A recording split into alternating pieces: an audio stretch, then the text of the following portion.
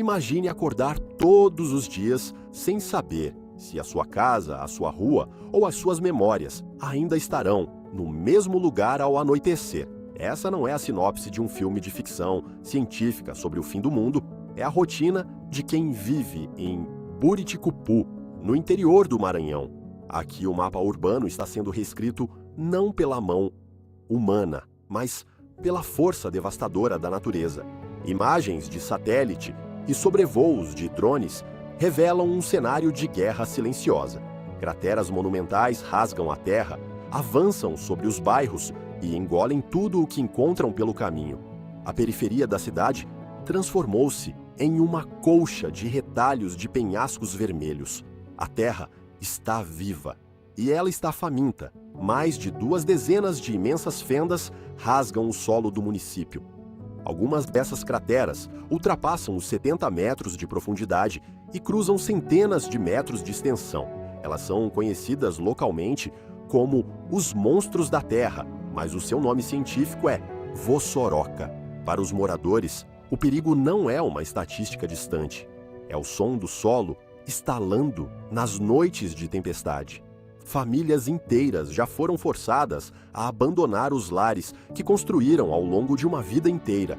Muitas saíram com a roupa do corpo, assistindo da calçada de vizinhos o momento exato em que as paredes desabaram no vazio. Ruas que antes conectavam a comunidade, hoje terminam abruptamente em penhascos vertiginosos. Onde havia o riso de crianças jogando bola, agora há apenas o silêncio pesado do isolamento e o medo constante. Mas, como um desastre dessa magnitude acontece, para entender as Vossorocas, precisamos olhar para a combinação de 3 fatores: a geologia local, o clima e a ação humana. O solo de Buriticupu é composto majoritariamente por texturas arenosas e argilosas altamente suscetíveis à erosão. Em seu estado natural, a floresta e a vegetação nativa funcionavam como um escudo protetor. As raízes das árvores seguravam a terra e amorteciam o impacto da água. No entanto, com o crescimento acelerado e desordenado da cidade nas últimas décadas, a cobertura vegetal foi severamente removida. Sem a proteção das plantas, o solo ficou totalmente exposto.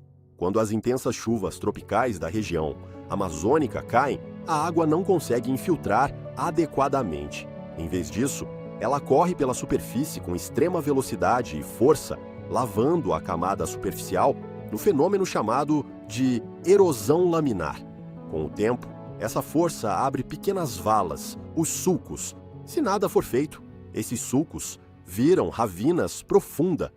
Quando a água atinge o lençol freático, o solo colapsa de baixo para cima, criando as paredes verticais das Vossorocas.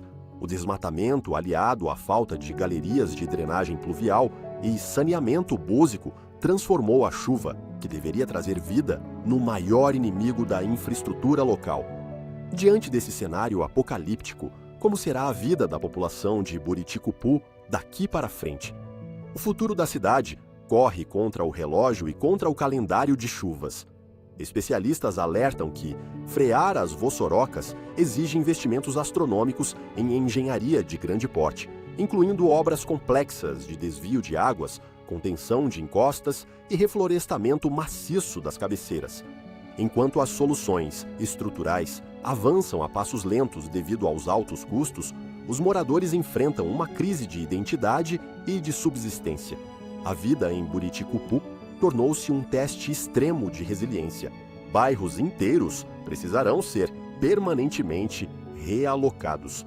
Isso significa que centenas de pessoas terão que reaprender a viver longe de suas raízes históricas, adaptando-se a novos espaços habitacionais criados pelo poder público. O comércio local sofre com a desvalorização imobiliária e com o isolamento de áreas agrícolas. O maior desafio da população não é apenas reconstruir paredes de tijolos, mas reconstruir a sensação de segurança. A comunidade de Buriticupu não quer ver sua história apagada do mapa. Eles lutam para que a sua cidade não seja lembrada pelo que foi engolido, mas sim pela força de um povo que se recusa a cair no abismo. A terra pode estar cedendo, mas a dignidade e a esperança daqueles que ali vivem continuam firmes, exigindo atenção, respeito e ação imediata do resto do Brasil.